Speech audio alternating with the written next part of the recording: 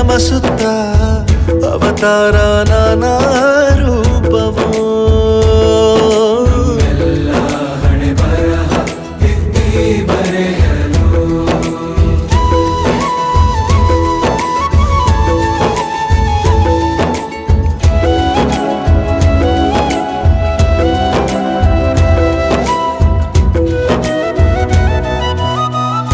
ಬಾಳಲ್ಲಿ ಲೆಕ್ಕ